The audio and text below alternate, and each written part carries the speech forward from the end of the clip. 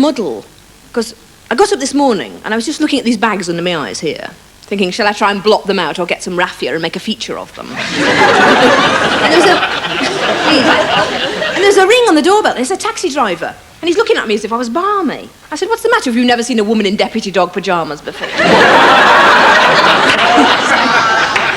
He said, I've come to take to the radio station. Oh, well, I forgot, I was supposed to go to this radio station, you see, play the piano, plug the show. So I leapt in the taxi, leapt out, got dressed, leapt in again. And I was getting a bit nervous, you see, because I don't like to be late, and for some reason they always build radio stations near traffic jams. I don't know. So I ran into the reception and said, I'm Victoria Wood, I'm here to do the early show. Well, she turned her back on me, carried on waxing her bikini line. I said, I'm Victoria Wood, I'm here to do the early show. She said, sorry. I said, I'm Victoria Wood, I'm here to do the early show. She said, hang on, I'll phone them for you. And I sat down, doesn't phone them. She's just standing there talking to a security man about grouting or something. Eventually, she notices me on the carpet, crying. And she phones up and this woman comes to get me, this producer's assistant, Barbara. She's got a clipboard and a cup of coffee round her neck on a thong. Mr. Winchester? I said, no, I'm Victoria Wood. She said, yes. Oh, follow me. It's just down here. It's rather a long way, I'm afraid. Turn left here. Oh, no, sorry, that's the wall. I said, what's your presenter like? Because I'm feeling a bit nervous. She said, oh, Janice is marvellous. She was just promoted from traffic this morning. I thought that's... So I get in the studio, and this old Janice in a worse state than me, like really tense. In fact, she's got 2 leads coming from her earrings, and they're running the ceiling fan off her. She says, you're road safety, are you? I said, no, I'm Victoria Wood, I'm here to play the piano. She said, oh, God, we haven't got a piano. Barbara, where's my tissues? I said, look, I love Blue Peter, but even I can't make a piano out of a box of tissues. Oh, you don't have no. He said, oh, we're on the air. I'm talking to Virginia Woolf, and she's doing something in London at the moment. And I said, yes. She said, I'm afraid that's all we have time for. Well, I was cross. I was very cross. I went straight home and I went out for a drive in my new car. And if anybody cut me up, I gave them a sharp blast on the windscreen wipers. And I got home and I was just having a little play with my country diary of an Edwardian lady bullworker.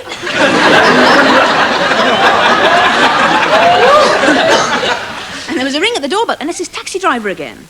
I thought he'd just pop back, you know, another look at my pyjamas. He said, I've come to take to the television station. I said, what? And he said, well, you're on the television tonight. I said, well, I can't be, you know, because the pyramid game's finished. And the next thing I knew, here I am talking to you. And I'm very worried. Well, I've been here 20 minutes and nobody's won a toaster.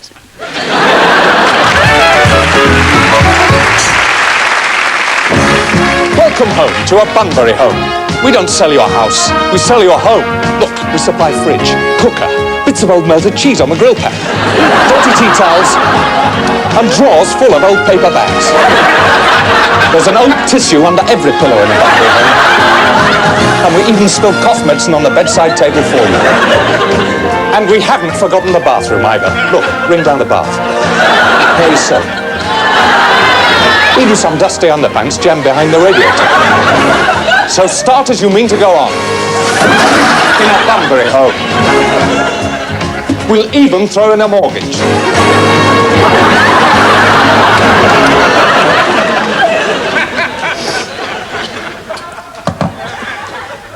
You look tired, Connie.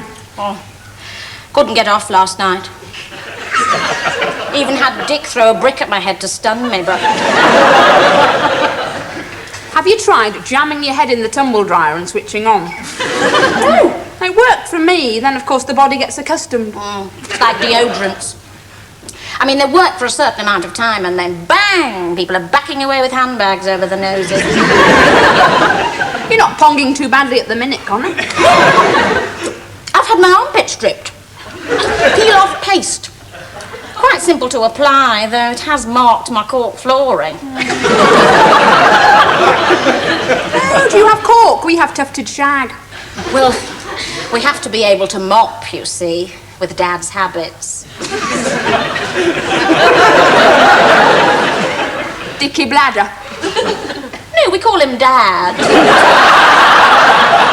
You see, he can trot to the boggatry neat as you please if he's not engrossed. But if it's Mavis Nicholson or the cooking cannon, he just won't budge. And there you are, with it all over your adjustable seating. Well, can't you put him in a home? Well, we could, but I'm using his head for a flower arrangement at the moment. Is that an evening class? Yes, I put down for jiu-jitsu, but I came out of the wrong lift. What's in your sandwiches? Soap powder. It's these drugs I'm on. It's quite nice, really. What's in yours? Coconut matting. I'm doing the high fibre. Did you watch the news last night? Oh, the 9 o'clock. Ooh, nasty blouse. We stayed up for news at 10. 3 bangles and a polo neck, thank you. Oh, no! Her ears are in the wrong place for a polo neck. You need to be Princess Di, really. Well, they've the length of bone, haven't they, the royalty? But the Queen's not got long bones. Oh, well, she spent all that time stood about with natives waving their doodahs at her. Our next doors had sex again last night. Not again. I mean, I like a joke, but that's twice this month. I could not think what the noise was. I thought our central heating had come on a month earlier. Then I heard someone shout, "Oh, don't bother, Ken, I'll do it myself." So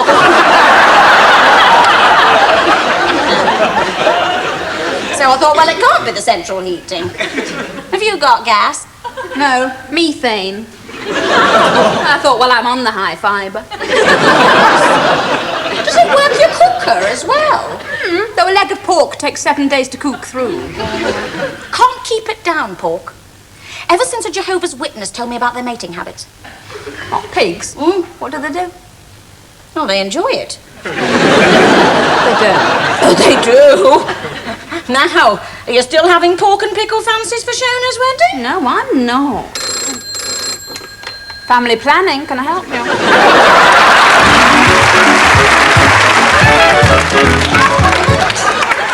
I'd just like to apologise to all those of you who may have noticed a drop in the quality of the transmissions. I think perhaps we're buying too many American programmes, detective serials, that kind of thing, and they're perhaps not as good as the English equivalent. Or perhaps we're all getting a little bit older.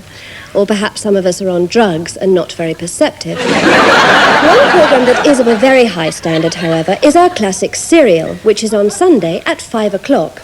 5 o'clock until 9:45. This programme is unusual in that it's not adapted from a well-known Victorian novel. It is actually based on some wigs left over from another production. So, here's a little foretaste of tastes to come.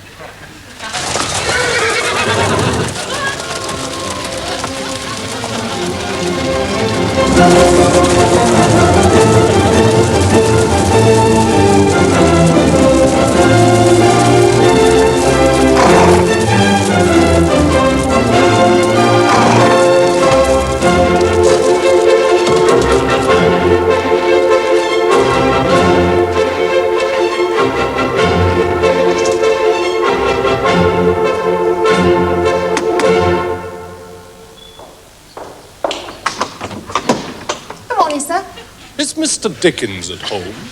I think he's writing Dombey and Son, sir, but I'll go and see. Are you famous? My name is Wilde. Oscar Wilde? Well, I'm not bleeding Marty Wilde, am I?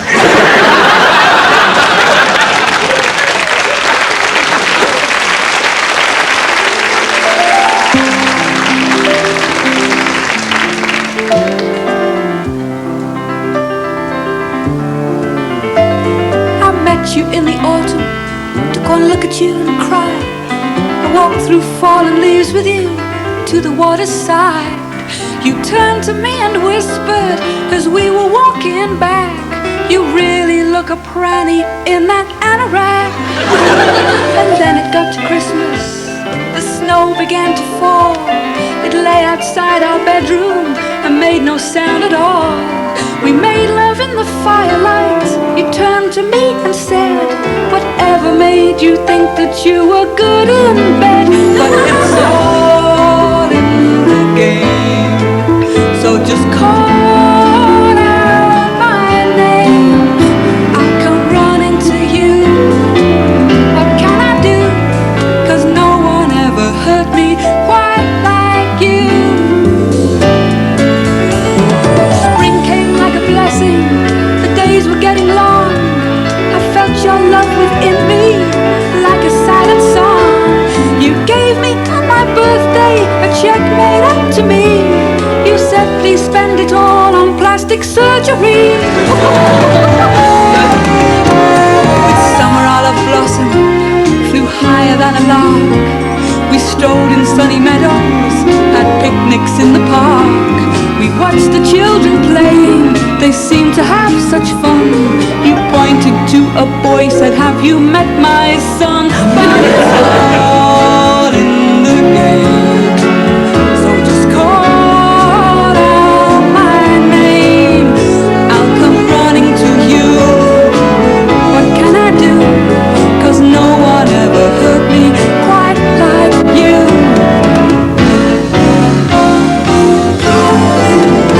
I came home to my apartment, the summer near its end. I saw you through the window, having sex with my best friend. There were clothes strewn on the pavement, I recognized the socks. I tried the door and found that you had changed the locks. But it's all in the game, so just call out my name. I'll come running to you. What can I do? 'Cause no one ever hurt me quite like you. Yes, it's all in the game, so just call out my name. I'll come running to you. What can I do? 'Cause no one ever hurt me quite like you.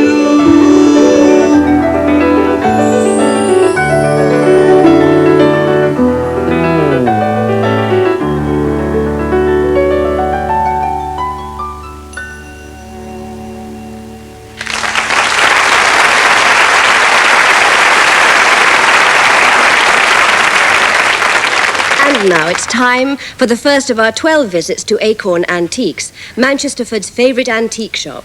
And after last Friday's exciting cliffhanger, let's see if they're any further on with mending that umbrella stand.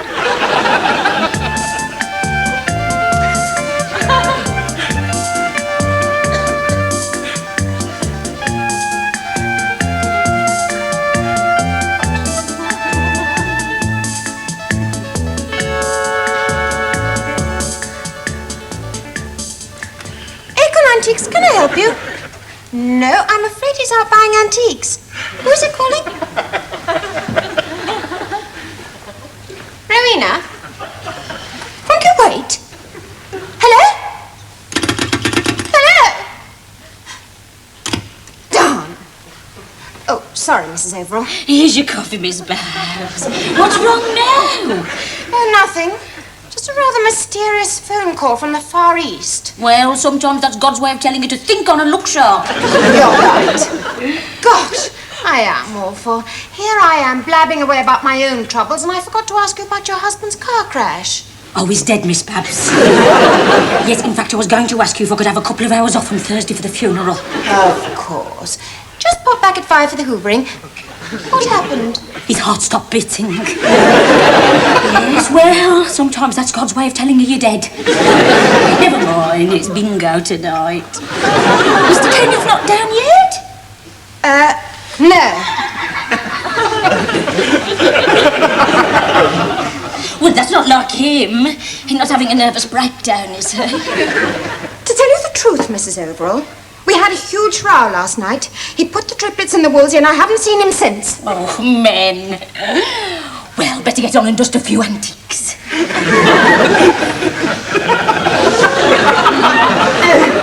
Well, they say things go in threes. Why, whatever's happened now? You forgot my sweeteners.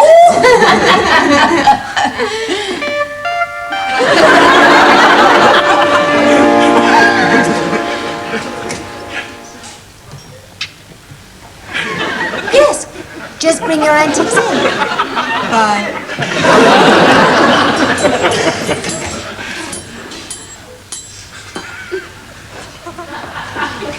Babs. Bored with Zurich?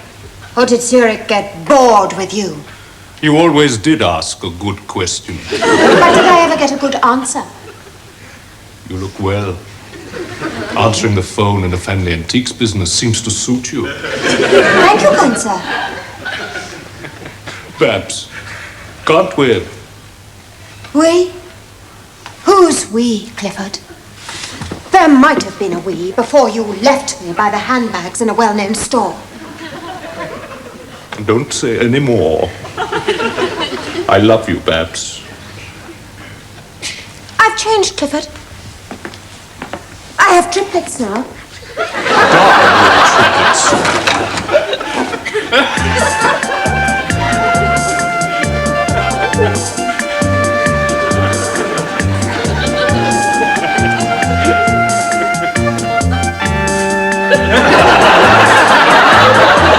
There's something I haven't told you. I go bell ringing on Wednesday nights.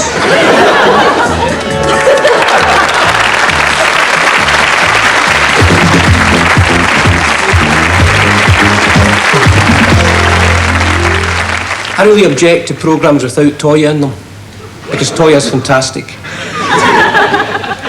I think it's incredible that anybody called Wilcox has achieved international stardom. I mean, how can this programme have any credibility when she's never even been mentioned?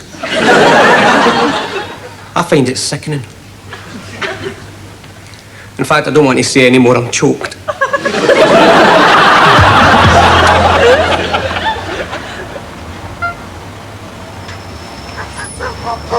Well, I think I thought, why me sort of thing. I mean, I'm not really Charlton Heston sort of material. Apart from one of my thumbs being double jointed, I'm really a fairly ordinary man.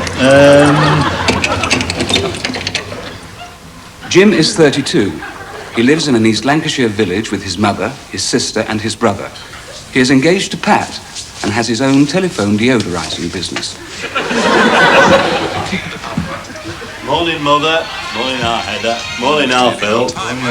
Bowls all round, is it? Are they to have porridge? Beg pardon, Mother?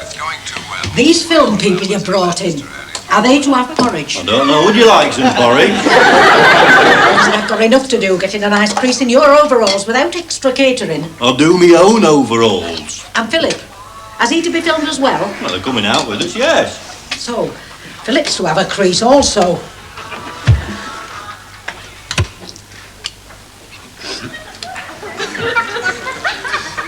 What's up, our Heather? I want in shredders. What did I like?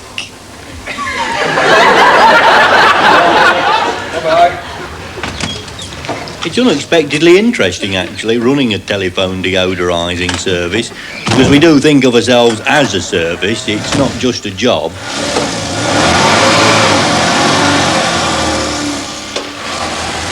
We generally make 8 or 10 calls of a morning, then we take half an hour for lunch, and we're pretty ready for it, I can tell you. We generally patronise the Elbow Cafe in Abattoir Road. We get a very good class of lunch there, very acceptable. We used to go to the Hairnet restaurant in Pork Street, but, well, let's just say we weren't too happy about the consistency of the custard. Let's just leave it there. Morning, Phil. What have you done at this weather? It's our Phil. Don't blame me. I've no to do with the duffing weather. Language. What's hot, Marion? Baguettes in rum sauce, which is quite nice. Liver au poivre, sweet and sour haddock or mixed grill. Oh, mixed grill, please, Marion. Any veg? Mashed sweet, I think, please. Phil? I'll have mixed grill too, please, with chips and mashed potato. 2 grills, 1 swede, 1 mash, 1 chips, Harold. Cocoa while you're waiting. Jim has been engaged to Pat for 16 years. Pat is determined to have a house and completely furnish it before she gets married. But in the present economic climate, that day seems ever further away.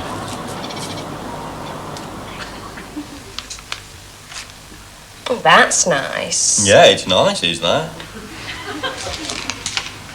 Oh, that's nice. That's very nice. Now, that is nice. Yes, it is nice, that, you're right. What are you choosing now, you two? Looking at pans. Oh, they're nicer, those, aren't they? And what's to do about this date? What? A date has to be fixed, and it's got to be fixed now. This engagement has been going on for far too long. And did we not invite our Dawn's Tristram to be a page boy? And did we not buy him the kilt, a pair of buckle shoes and a dicky bow? So what? Well, he's 22 now, they're only fitting. Perhaps, in fact, he's never out of strange ways. How can I get married, Mum? I haven't got a draft excluder. You haven't got any drafts. Everybody else has. I'm not going to be the only one in Viaduct Avenue with no drafts. Well, we haven't heard much from you, James, on this. What do you think on all this? Well, it's up to Pat. It's a woman's job arranging wedding arrangements. And do you want children? Or am I left with a pantry full of booties for no reason? Well, we think we do, don't we, Pat? Well, she's knocking on. She's no spring chicken. And a woman's private bits and pieces don't last forever. I should know. Because when I had my tube stilted, the doctor said to me... Doffin, shut up, ma'am. Showing off for the film. I found Jesus in 1969 while out camping. I like to do evangelical work wherever possible, telephone deodorising business permitting. Hello, would you like to be friends with Jesus at all? Not really, thank you. Thank you very much.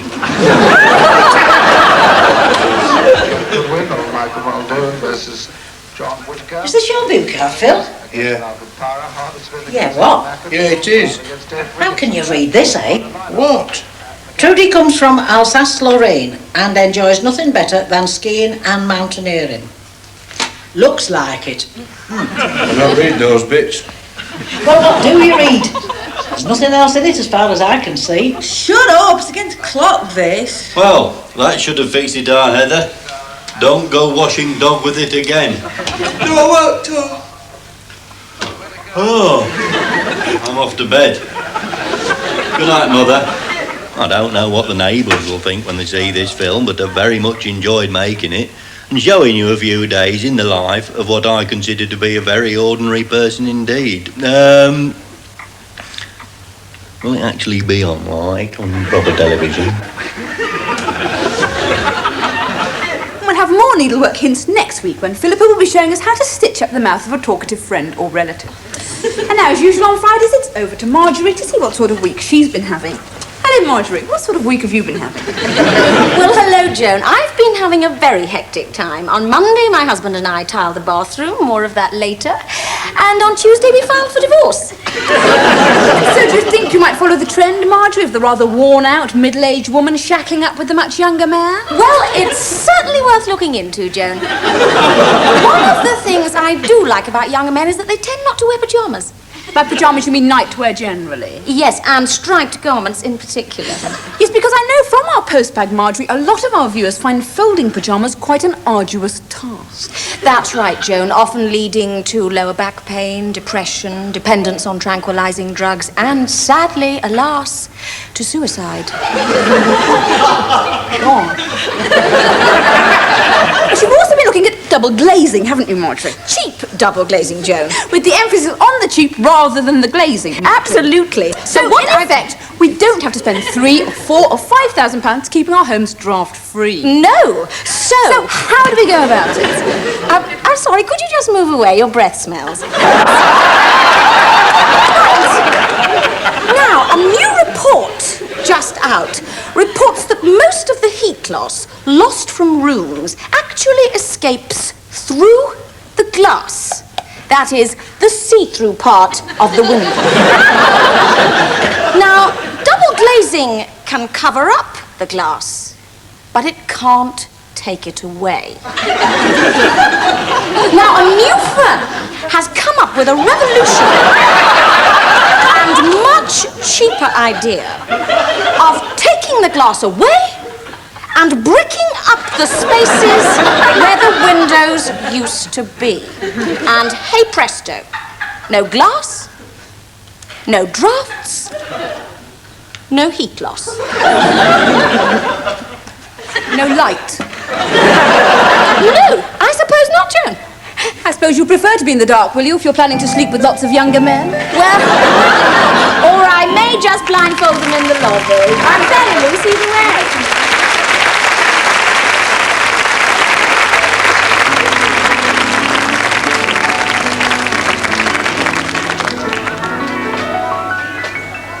Sisters, I'm troubled and I wear a frown. My burdens are heavy, they weigh me down. Let me tell you, shall I tell you what is wrong? Sisters, I'm weary and my heart is sore. I just can't find what I am looking for. Though I've been shopping, really shopping all day long. Oh, so I say please, I'm on my knees. Please won't you join in my song? I'm heartsick, I'm sobbing, my bunions won't stop throbbing, 'cause I've been shopping, really shopping all day long. Oh, sisters, listen, I feel I have to speak. I bought a salt and pepper set the other week in Wedgwood, China. For my lounge diner, £9 I paid. That's very reasonable, fairly reasonable. I took it home and I got 7 shocks when I saw the label on that box, not made in Britain. No, it was not British made. So I said, hey, I will not pay for nothing coming from Hong Kong. No, sir. I said, you blew it, now do it.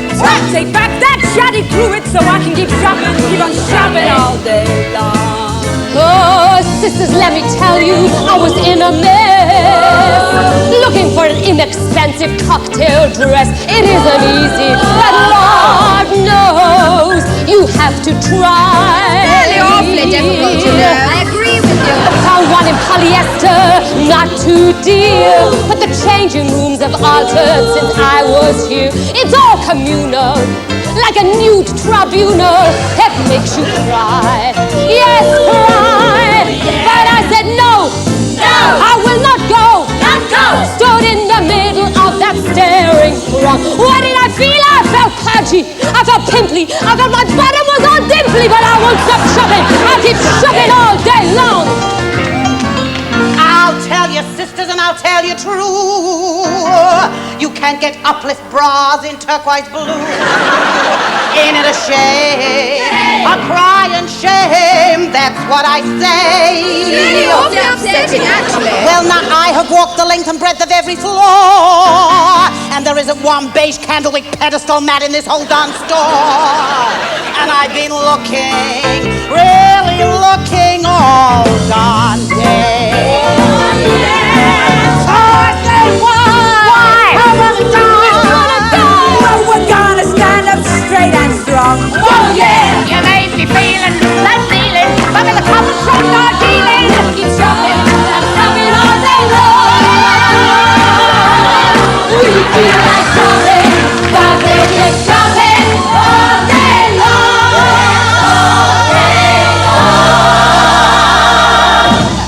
Keep on shopping. Keep right on shopping.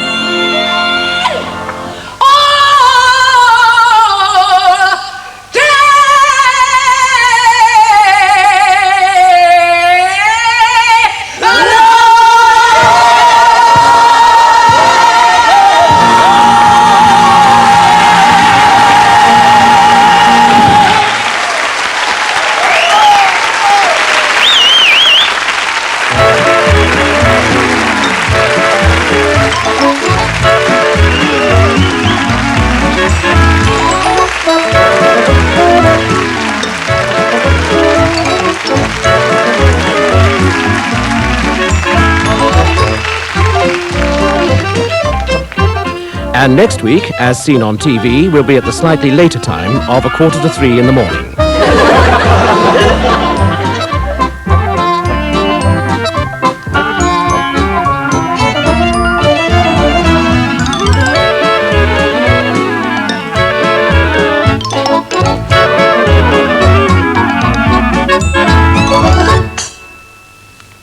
Hello, just time for a quick weather check. I'm afraid the promised heat wave never arrived. I was quite relieved, actually, because whenever it's hot, a lot of the girls here come to work in sleeveless tops, and some of them are very overweight. And I get quite depressed having to look at their enormous arms all day long. Of course, obesity is a tremendous problem for a lot of people. A lot of weak-willed, self-indulgent guzzlers, that is. Anyway, the weather. And our lovely October weather picture of ducks and ducklings is painted by Tim, aged 5. I can't show it because I mopped up my coffee with it. Well done anyway, Tim. Tonight will be wet and cold. That's wet and cold, so if you're going out, do wrap up. And if you're not going out, perhaps you should clean your teeth a little bit more often. You might be more popular then, perhaps. Good night.